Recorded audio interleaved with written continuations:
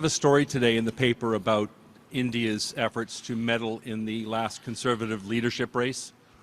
Let me say a few things. The first is that I find it beyond baffling. I find it downright irresponsible that the leader of the opposition, day after day, month after month, year after year, refuses to obtain his security clearance. As a normal course in peacetime when times were tranquil, that's unacceptable then.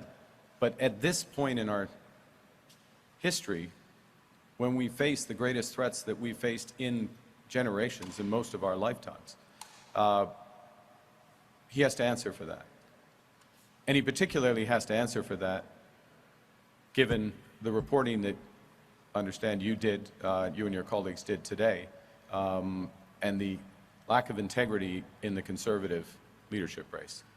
Now, I will observe that in the Liberal leadership race, every effort was made to protect the integrity of that race, including, I'll be frank, quite an onerous technical system for voting to verify identity, location, so that that was held up. And some people couldn't vote because of that.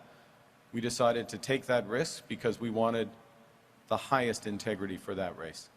As part of that process, of course, there were reviews of candidates and suitability, myself included, appropriately. Certain information came to light. I'm not privy to the exact information. It's a separate process. Certain candidates were disqualified from that race. That information was relevant to the decision of what is a separate body within the Liberal Party. It was called a Green Light Committee that made the decision to disqualify Mr. Arya. I can assure you that information that we have, I'm saying broadly as a party, not me personally, because I don't have the specific information, is shared with the relevant authorities. We take this incredibly serious. Steve, I want to make one other point, if I may, and I'll hand back.